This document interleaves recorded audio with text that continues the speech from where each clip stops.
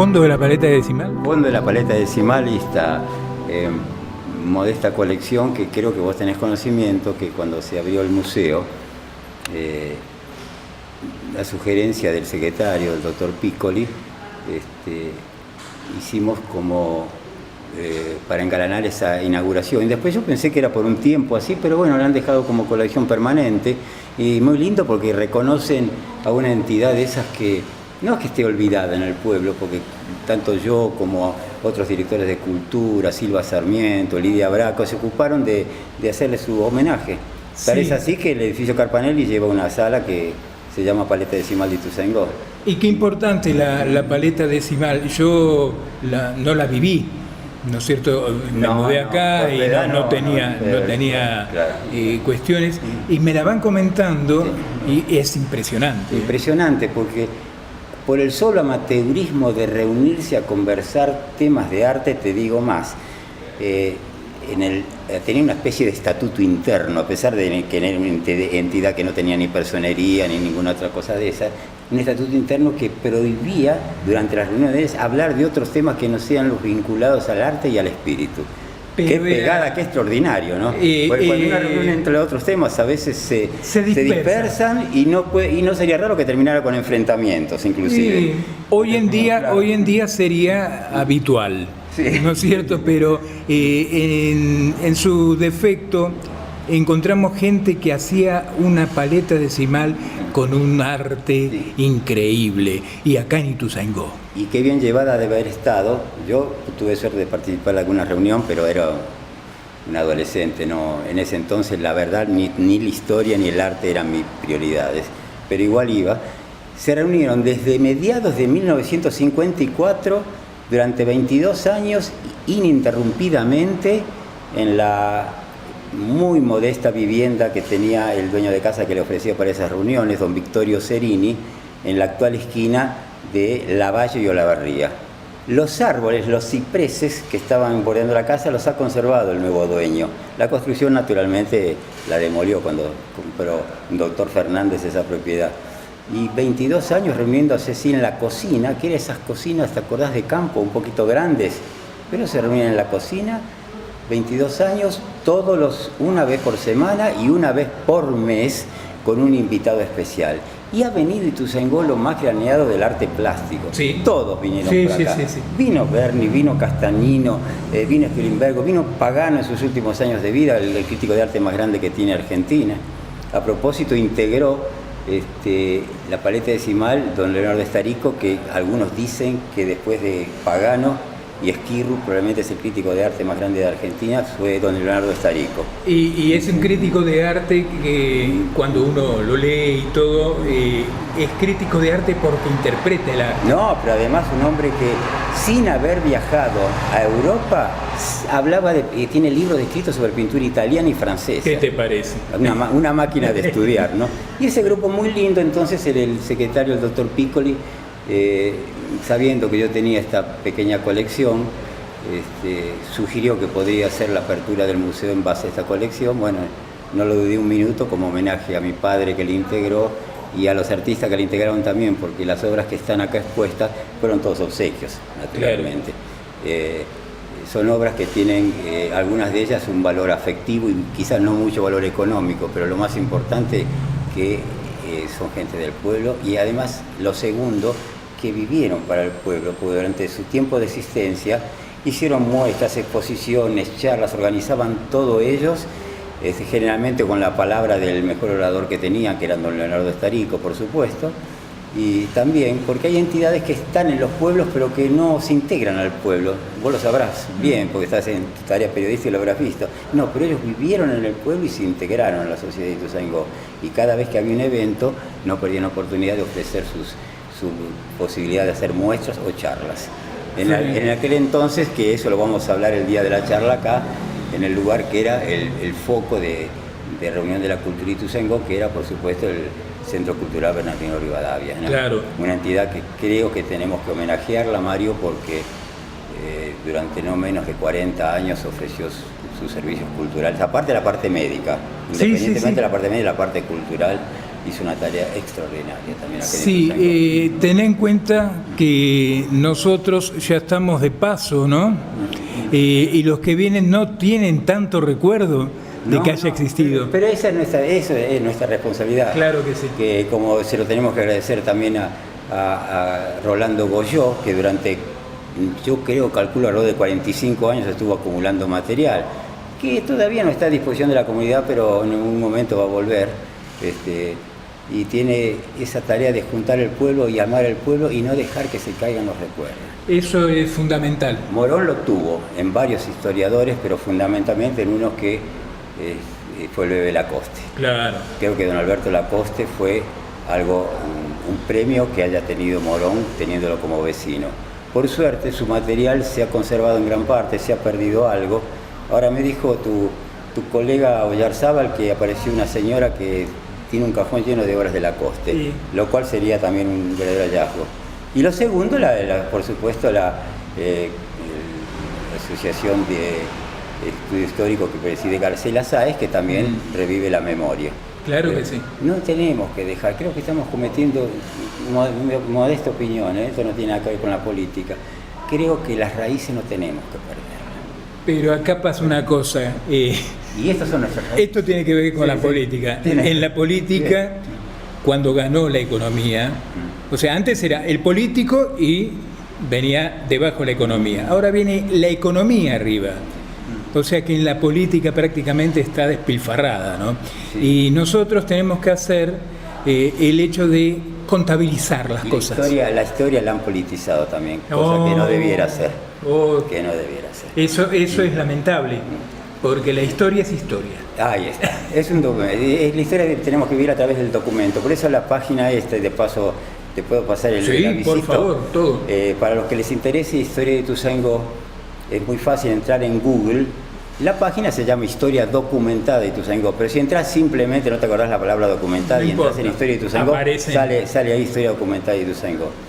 Y eso es lo que pretendimos hacer nosotros y ahora sí te voy a robar unos minutos para hacer un gran recuerdo que yo en cada charla no dejo de nombrarlo, lo que fue Orlandini. Don Juan Orlandini estaba haciendo un trabajo extraordinario por expreso pedido del intendente Descalzo, de recopilación de material. Por suerte el material lo tengo yo, lo tiene también la Secretaría, lo tiene también Facundo Valdés. Habrá que compilarlo algún día y agregarle todas las partes que le faltan, pero la parte que tenemos es valiosísima. Y esto es anecdótico, el 26 de abril, ¿recordás que el 26 de abril es la fecha de la batalla del Puente Márquez? Sí, señor. ¿No? El 26 de abril... Que se ha perdido bastante todo el Puente Márquez. Bueno, ese es otro tema. Te aprovecho, después te digo cómo se puede entrar a ese tema también. El 26 de abril del año 2010, estamos acá en la Galería de Arte, que es el lugar que hasta ahora yo había usado para las charlas, la Galería de Arte de Cultura, por supuesto, estoy hablando. Una charla que constaba en dos partes. La primera, que era la historia del Puente Márquez, el camino, la posta, otro hecho ignorado de la historia de Ituzaingó. Sí. La posta de Alvarado es un hecho histórico importantísimo y lamentablemente no está reconocido en ninguno de los libros de historia. No lo reconoció Goyó, no lo reconoció Camerucci, nadie lo reconoció. Qué cosa rara que es esa. Sí, porque no se investigó, faltó investigación. Fueron historias hechas con muy buena voluntad, pero con mucho testimonio. Claro. Y la historia hay que hacerla con documentos y testimonio.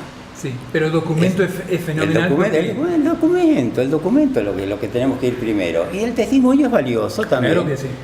Hoy en día, casualmente la profesora Graciela Sáez usa mucho la historia testimonial en Morón, pero ojo, ella está apoyada en la documentación. O sea, si algún vecino o alguien le cuenta algo que está fuera de la realidad, puede hacer el corte necesario para no incluirlo, ese testimonio. Y acá no. Acá se usó mucho testimonio y se cometieron varios errores. Uno de ellos es ignorar de que Ituzaingó nació no en donde nosotros creemos, acá alrededor de la estación, en el loteo de Manuel Rodríguez Fragio, alrededor de la estación, esas 60 manzanas, sino nació en el camino real, en el Puente Márquez. El Puente Márquez, antes de ser Puente Márquez, en 1773, mirá qué época estamos hablando, sí. 1773, faltan 30 y pico de años para la Revolución de Mayo todavía. Ya era camino real. era Camino Real desde 100 y pico de años antes. Y ser Camino Real en esa época, de que estamos hablando que dependíamos de la Corona de España, significaba que las tropas de animales, los ejércitos, las cargas, las mercaderías tenían que circular por ese camino. No podían ir por otro, por una disposición de la Corona, y era el camino de salida al norte estamos hablando de Santa Fe, Córdoba, Tucumán, Salta, Santiago del Estero, Bolivia, la actual Bolivia, que no existía, era el Alto Perú, claro. y hasta el Perú, y por el oeste, nada menos que Mendoza, Cuyo y Santiago de Chile, que ya se cruzaba la cordillera aquel entonces con mercaderías, ¿no? Mira que sí era importante, y ese camino pasaba por Ituzaingó. Sí, señor. Y no solamente pasaba Ituzaingó, sino que además la primera posta al salir de Buenos Aires era San José de Flores, que en aquel entonces se llamaba igual que ahora, San José de Flores. Hoy le sacaron el San José, pero creo que como distrito se sigue llamando San José de Flores. Alrededor de la actual Plaza de Flores, cerca de la calle Gaona, estaba la primera posta. Y la segunda posta de ese camino tan importante la teníamos acá en Ituzaingó, a 10 cuadras antes de llegar al Puente Márquez. Para la gente que conoce Ituzaingó, Quintana y la colectora, claro, digamos. Más o menos así. Si haces 100 metros para la izquierda, te encontrás con los pingüinos.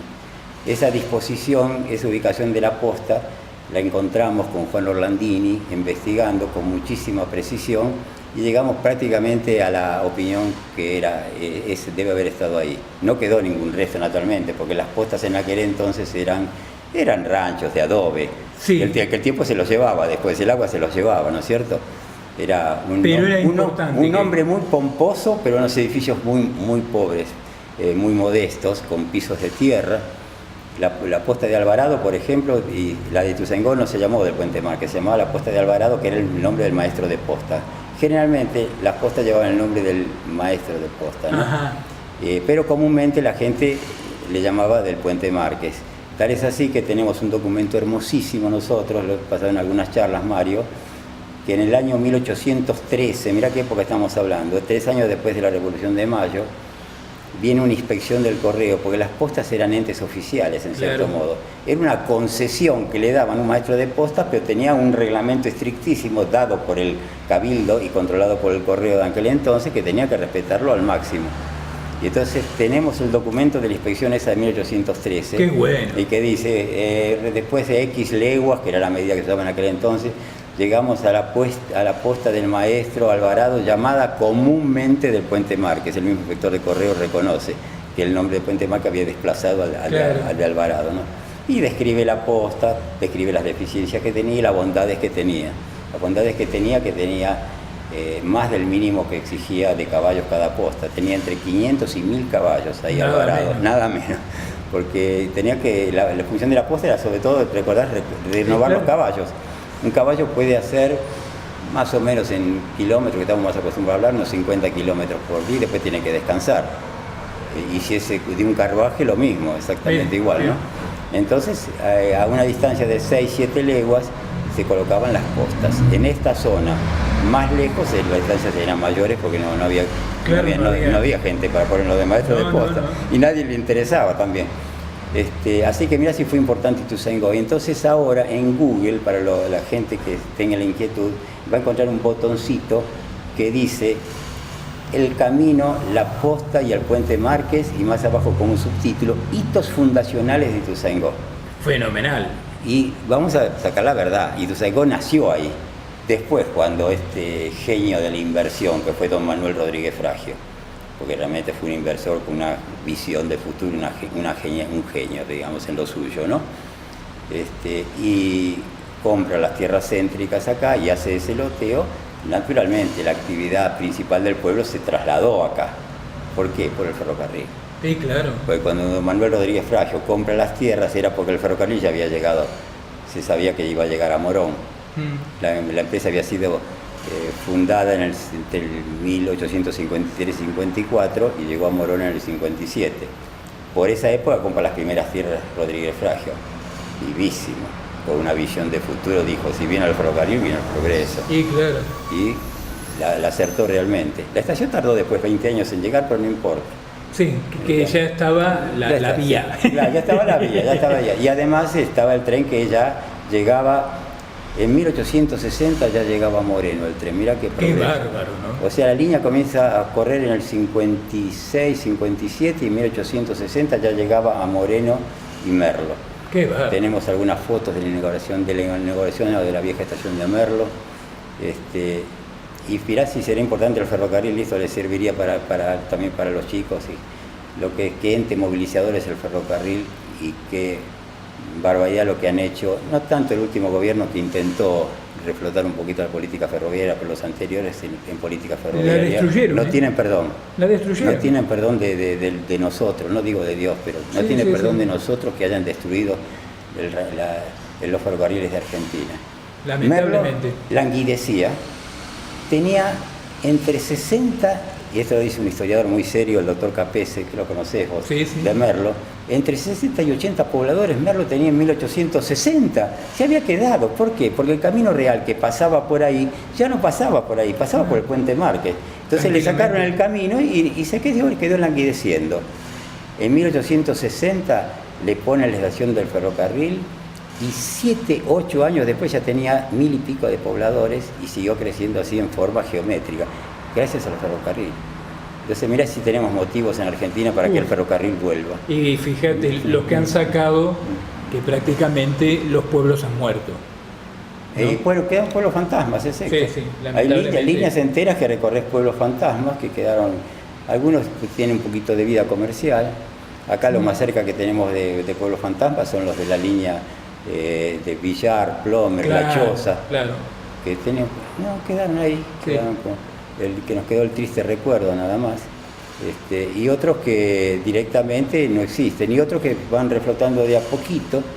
Por ejemplo, los que están en las líneas de Belgrano Cargas. Me gusta salir así mini turismos de un día y donde pasa un pueblito que pasa una vía de los ferrocarriles, trato de parar a ver si está. Y sí, se han reflotado las estaciones, se están creando otra vez una cierta actividad comercial gracias a que pasa un tren por día, que no es nada. No es nada. Pero ese tren por día ya le da vida a una estación. Increíble, ¿no? Es increíble. Entonces cuando el ferrocarril pasa por acá, inmediatamente este inversor que fue, yo siempre lo elogio, porque fue un hombre muy honesto, don Manuel Rodríguez Fragio.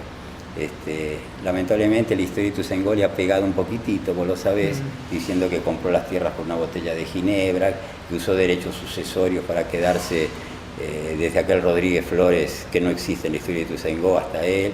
Bueno, lamentablemente una historia mal trazada, pero con el profesor, que se decía profesor en serio, no como quien te habla, que es un chanta, un busca libro chanta, un revuelve papeles, don Juan Orlandini, llegamos a la conclusión de que sí, él había comprado las tierras. Que las compró por nada es otro tema. Eso es otra cosa. Es otra cosa. ¿Cómo estaba? Como todos los visionarios, que compran a uno y venden a 100. Más o menos esa debe ser la relación. Porque él pagó esas 60 y pico de manzanas, en el año 53 las paga 16.000 pesos. Era un poquito de plata, pero no era tanto. Estaba comprando 70 manzanas céntricas en un lugar que se sabía que iba a pasar la vía del ferrocarril ahí. Y las vende en aquella famosa venta muy comentada, que en las charlas yo siempre lo hablo, que en 1872 se funda el pueblo. Funda entre comillas, pero por lo menos se aprueban los planos inaugurales. A fin de ese año llega la estación del ferrocarril, pero está un año sin inaugurarse, hasta enero del 74. Y la explicación, después de mucho tiempo, mi papá la buscó la explicación en los archivos ferroviarios y no la encontró. La estación se va a habilitar, decide habilitarla en enero de 1874, 2 años después que estaba hecha, 1 año y pico después que estaba hecha. ¿Por qué? Porque las tierras las compró un grupo económico que tenía que ver con el ferrocarril. Claro. Y entonces, bueno, y comienza a parar el tren, que pasaba de largo a Merlo, por supuesto, y ahí comienza el crecimiento del pueblo, que no es geométrico ni espectacular, nada, él creció despacito. Tan despacito creció que tenemos algunos papeles, Goyó también tiene papeles, se vendían lotes céntricos a 3 pesos la mensualidad. A 3 pesos. Ojo, estamos hablando de una época que había sueldos entre 50 y 100 pesos, o sea, 3 pesos, 5 pesos no era nada. Siempre tenemos que tener relación al sueldo, ¿no es cierto? Un buen sueldo en aquel entonces. Que pasaba en Núñez, ¿no? Con el agua y qué sé yo, que se vendía por 1 peso, que era lo que le daban prácticamente a los pibes. Tenemos los planos de remate, increíblemente, pero hay remates también, tenemos planos de remate de 1940, terminaba la década infame, había recesión por eso, y algunos de vecinos ituzaingó se deciden a vender sus tierras también, y la mensualidad no había cambiado mucho, entre 5 y 6 pesos la mensualidad, lotes céntricos en Ituzaingó, no se puede creer. Y ojo, que sin inflación, por lo tanto los 5 o 6 pesos lo iba a seguir pagando toda su vida. Increíble, ¿eh? Bueno, recordando un poco, porque con vos me paso hablando toda la tarde, y realmente con gusto, pero ¿cuándo va a ser la exposición y la reunión? Bueno, hemos convocado una idea con el director del museo, con Facundo Valdés, de hacer una muestra, vamos a llamarle retrospectiva, que va de fotográfica de Ituzaingó. La edad de la fotografía va a estar entre los años 1900 más o menos, hay alguna anterior inclusive, al 1900, y paramos en 1955, 60. De ahí en adelante hay mucho material, pero sería ir a otra época distinta. Por eso la muestra se va a llamar, la muestra fotográfica se va a llamar Sociedad y Familias del Viejo Ituzaingó. Claro. Y me copio de una cosa que hizo Morón hace muchos años, en la época de, creo que la organizó Graciela Sáenz, esa que se llamó Fotografías del Viejo Morón. Sí. Es la palabra más adecuada, viejo Ituzaingó. Y en la parte de sociedad vamos a incluir las familias, algunas de las familias, porque naturalmente va a haber muchas que quedarán lamentablemente afuera, porque no da para tanta fotografía ni da para tanta charla tampoco. Familias de Ituzaingó, muchas de ellas o casi todas de ellas, las que nombremos, tienen todavía descendientes en Ituzaingó. Y te digo más, algunas de esas familias vienen de mediados del 1800, 1860, 1870, te doy algunos nombres: familia Orga, familia Meseta, familia Ferrando, vienen de aquel entonces, y por suerte todas esas familias dejaron sus raíces tan profundas acá que tienen descendientes todavía en Ituzaingó. Así que va a ser muy lindo, ojalá podamos convocarlos a todos y que vengan al cierre, que el otro que te interesa seguramente, que va a ser el 26 de marzo. Vale. O sea, la muestra va a estar expuesta en la galería. Toda la galería cubierta que tiene el museo va a ser dedicada para esta muestra, y el día 26 vamos a cerrar con una charla recordando algunas cositas. Y si lo logramos traer a esos vecinos, el señor secretario me ha dicho que le vamos a dar un recordatorio a cada uno, un diploma, algo así con su nombre, para esas familias que hay que agradecerles, que vivieron y que se quedaron. Se quedaron aquí. Y que se quedaron. Exactamente. Los Prósperi van por la 4ª generación, los Meseta lo mismo, los Ferrando lo mismo. Los Helpi no, pero tienen una historia. Ya sabemos que el doctor Idélico Helpi es un patriarca del pueblo. ¿Para qué hablar? ¿Para qué hablar? Bueno, todas esas familias que dejaron grandes semillas en el pueblo. Todas estarán presentes acá en el Museo de Ituzaingó, en fotografías repetimos, del 8 hasta el 26 de octubre, que haremos una pequeña charla con la exposición de más o menos de lo que hemos estado hablando ahora. Sociedad y Familias del Viejo Ituzaingó. Nada menos. Como siempre, ha sido un gusto, y un gusto también que vos hablás. Y eso es ideal para las notas. Sí. Porque yo la nota periodística la interpreto así nomás. Sí, me interesan las notas, y las notas las das justo. Me sale justo, pues me sale del sentimiento también. Gracias, Mario, muchas gracias. Hasta luego.